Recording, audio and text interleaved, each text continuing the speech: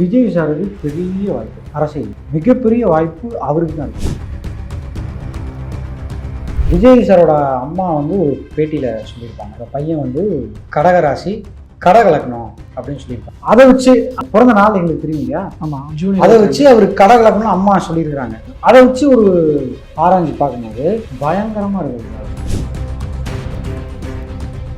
முத்துவேல் கருணாநிதி ஸ்டாலின். இப்போ அவரோட ஜாதகம் தோராயமாக நமக்கு தெரியாது, பட் அவருக்கு மீனத்தில் செவ்வாய் இருக்கு மட்டும் பார்த்தேன். அந்த மீனத்தில் தான் இப்போ சனி வரப்போகுது. சீமான் அவர்களினுடைய நிலை எப்படி இருக்கிறது 26 பொறுத்தவரை? சார் அவர் ஜாதகம் எனக்கு இப்போ சனி வந்து குருவோட வீட்டில் தான் சார் போகுது. அவருக்கும் பெருசாக இருக்கு.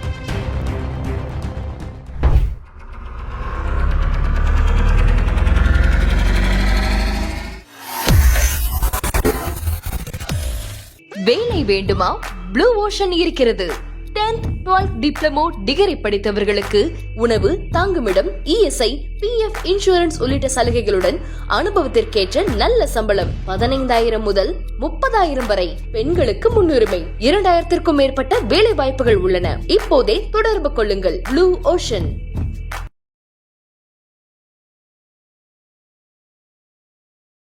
ஐத்தமிழ் நேயர்கள் அனைவருக்கும் அன்பு வணக்கம். ஒவ்வொரு டைம்லையும் ஒவ்வொரு வகையான ஜோதிட முறைகள் கொஞ்சம் பிரபலமடையும். அது ரொம்ப துல்லியமாகவும் இருக்கும். பல பிரச்சனைகளை நோட்டிஃபை பண்ணுற இடத்துல, சொல்யூஷன் நோட்டிஃபை பண்ணுற இடத்துல. அந்த வகையில் தற்போது ஒரு ஜோதிட முறை பிரபலமாகிட்டு வருது, என்கேவி ஜோதிட முறை அப்படின்னு. அதை வந்து சிறப்பாக செய்து கொண்டிருக்கிற ஜெயகாந்தன் அப்படிங்கிறவர் தான் நம்ம கூட இணைஞ்சிருக்கிறாரு. அவர்கிட்ட இந்த ஜோதிட முறை பற்றியும் அதில் நிறைய விஷயங்கள் பற்றியும் நம்ம பேச இருக்கிறோம், தெரிஞ்சுக்க இருக்கிறோம். பேசலாம். வணக்கம் சார். வணக்கம் சார். 2026 தமிழ்நாட்டை பொறுத்த வரைக்கும் எலெக்ஷன். ஸோ அரசியல்வாதிகளுக்கான நிலவரங்கள் எப்படி இருக்கும், அதில் இந்த தேர்தல் முடிவுகள் எப்படியெல்லாம் வர வாய்ப்பு இருக்கிறது? இன்னைக்கு இப்போ நான் சொல்கிறேன், ஸ்டில் விஜய் சாருக்கு பெரிய வாய்ப்பு, அரசியல் மிகப்பெரிய வாய்ப்பு அவருக்கு தான் இருக்கு, வெற்றி பெறும் அளவுக்கு கிட்டத்தட்ட. பட் டேட் தெரியும், நம்ம அந்த டேட் ரொம்ப ரொம்ப இம்பார்ட்டன்ட். இப்போ இருக்கிற நிலைமை இருக்கு இல்லையா, பிளானட்டரி பொசிஷன்ஸ்லாம் இருக்குல்ல. S S. அண்ட் அவரு யாரோட ஜாதகம் எனக்கு பர்சனலாக தெரியாது, பட் விஜய் சாரோட அம்மா வந்து ஒரு பேட்டியில் சொல்லியிருப்பாங்க, என்னோட பையன் வந்து கடகராசி கடகலக்கணம் அப்படின்னு சொல்லியிருப்பாங்க. அதை வச்சு அன்னைக்கு அவர் அந்த பிறந்த நாள் எங்களுக்கு தெரியும் இல்லையா? ஆமாம், ஜூனியர். அதை வச்சு அவர் கடகலக்கணம் அம்மா சொல்லியிருக்கிறாங்க, அவங்க அம்மா சொல்லியிருக்காங்க. அதை வச்சு ஒரு ஆராய்ச்சி பார்க்கும்போது பயங்கரமாக இருக்குது ஜாதகம், பயங்கரமான ஃபேவராக இருக்குது. அதை வச்சு தான் நான் விஜய் சாருக்கு இப்போ சான்சஸ் நிறைய இருக்குது அப்படின்னு சொன்னது. ஸோ இப்போ ஆண்டு கொண்டிருக்கிற திமுக அரசினுடைய நிலவரம் எப்படி இருக்கும்? ஏன்னா முதல்வர் மு.க. ஸ்டாலின் அவர்களுடைய ஆட்சி எப்படிலாம் மக்கள்கிட்ட போய் சேர்ந்திருக்குன்றதுல என்ன, அது ஒரு பக்கம், அது அரசு நிர்வாகம், அவங்க மீதான நன்மதிப்பு, அதெல்லாம் அப்படி போகட்டும். பட் அவருடைய நேரம் எப்படி இருக்கிறது அப்படிங்கிற ஒரு விஷயம் இருக்கு இல்லையா? இப்போ விஜய் சாருக்கு எப்படி சொன்னீங்களோ அது மாதிரி ஸ்டாலின் சாருக்கு எப்படி இருக்கும் சார்? அவர் பேர் முத்துவேல் கருணாநிதி ஸ்டாலின். கருணாநிதிங்கிறது அவர் ஐயாவோட பேர், மறைந்த முதலமைச்சர் அவரோட பேர். இவரோட பேர் முத்துவேல் ஸ்டாலின் வச்சுருந்தாங்க. ஐயாவோட பேர் இருக்குல்ல சார், அதுலேயும் கூட இப்போ ஸ்டாலின் மட்டும் எடுத்துக்கலாமே, முத்துவேல் தாத்தா பேர் சார், எல்லாம் ஒரே கிரகம் தான் சார். அதனால சொல்கிறேன். ஓகே ஓகே ஓகே, கிரகம் தான். இப்போ அவரோட ஜாதகம் நம்ம தோராயமாக நமக்கு தெரியாது, பட் அந்த டேட்டில் சில பேர் அனுப்பிச்சிருந்தாங்க, நெட்டில் இருந்தது அப்படின்னு சொன்னாங்க. அது உண்மையாக அது அவரோட ஜாதகமானு கூட தெரியல, பட் அவருக்கு மீனத்தில் செவ்வாய் இருக்கு மட்டும் பார்த்தேன். அந்த மீனத்தில் தான் இப்போ சனி வரப்போகுது. வாக்கியப்படியும் வச்சுக்கோங்களேன், திருக்கணிதப்படி வந்தாச்சு. வாக்கியப்படி மார்ச் 6 வருது. நம்ம பாஸ்ட்டே விட்டுருவோம், ஏன்னா பாஸ்ட் உங்களுக்கு தெரியும். இந்த இயர் மட்டும் வச்சுப்போம். சனி வந்த நுழைஞ்ச காலம் டிஎம்கே பீரியடுக்கு எத்தனை எகெயின்ஸ்ட் வந்துருக்குன்னு உங்களுக்கு தெரியும், எவ்வளவு எகெயின்ஸ்ட் வந்திருக்கு அப்படின்னு. இது எதனால சார்? அது தனிப்பட்ட அது நான் பேசலை, ஜாதக ரீதியாகவே சொல்கிறேன். அவர் பேரில் சனி நிற்கிது, திருக்கணிதப்படியே வச்சுப்போம். இந்த வருஷம் வந்துருச்சு. இதுலேருந்து கொஞ்சம் பாருங்கள், அந்த பேரில் நிற்கிற காலம் யாராக இருந்தாலும் அடி விடும்.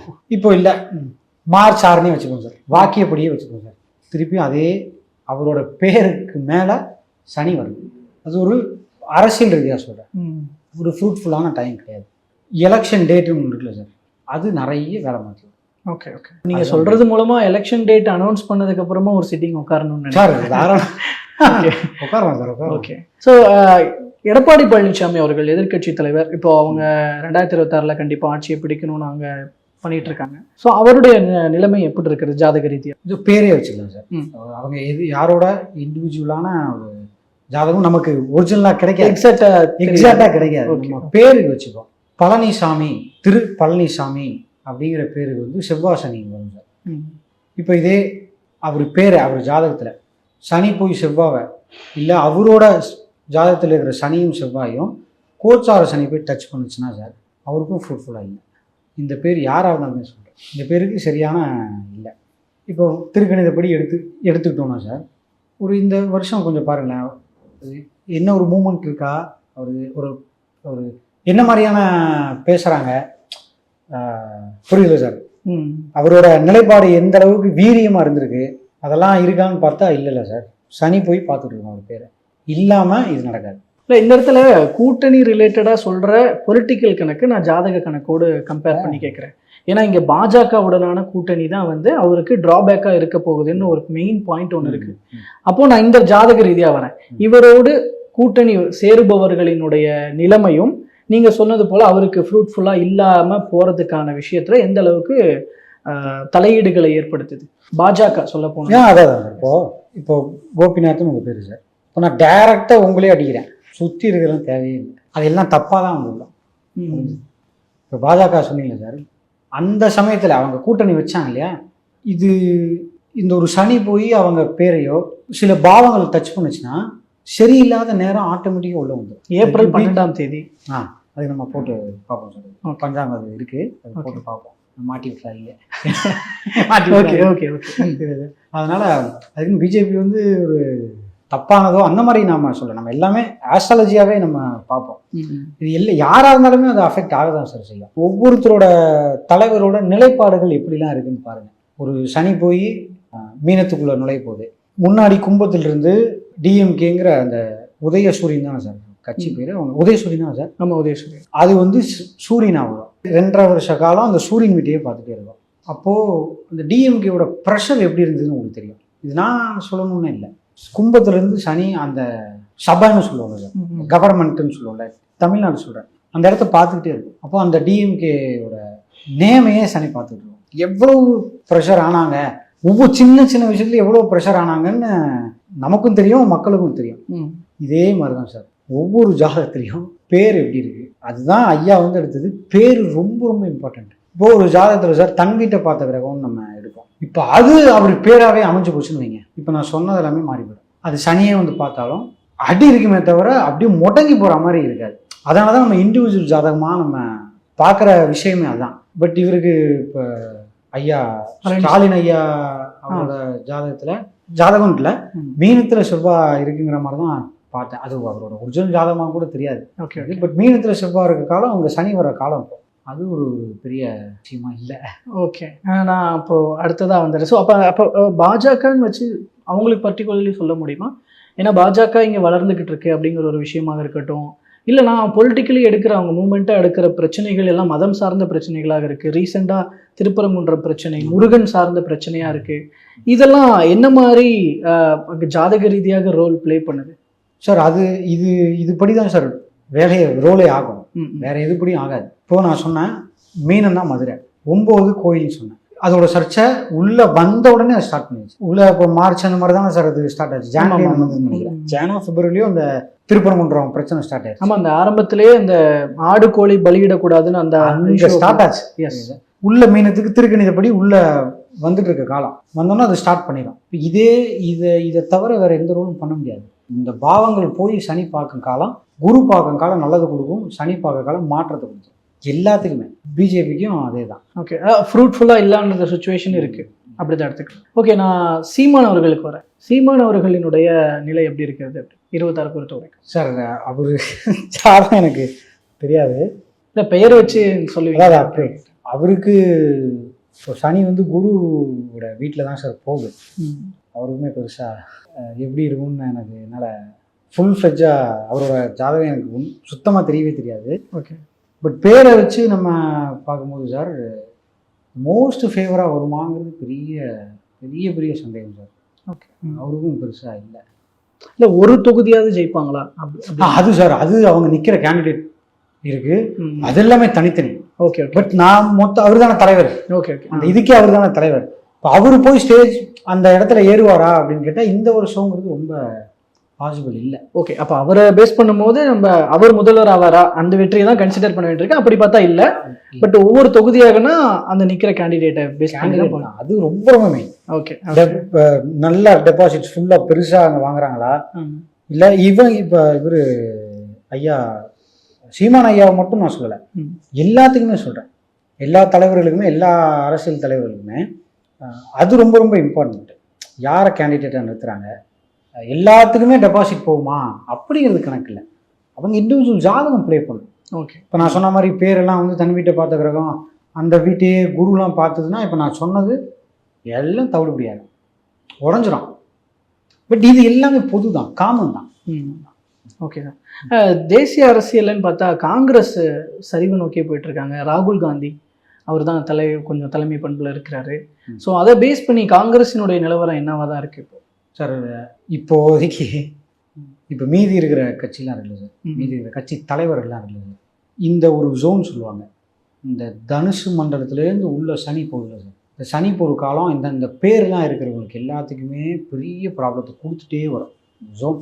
இப்போ இந்த ராகுல் காந்தி ஐயா அவர் பேர் நான் கிரகம் சொல்லலை, அவங்களோட இந்த வருஷத்தோட நிலைப்பாடே கொஞ்சம் பாருங்களேன், டவுனாக தான் இருக்கு. டவுன் தான் சார். அதான் செம்ம டவுன். தோல்விகள் எல்லாத்துலேயும் தோல்விகள், அப்படி எல்லாத்துக்குமே தோல்வி ஆகிட்டே இருக்கு சார்.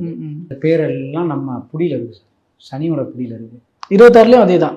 மேக்கு அப்புறம் குரு மாறும்ல சார், அதுக்கப்புறம் எப்படி இருக்குன்னு அப்போது சுச்சுவேஷன்.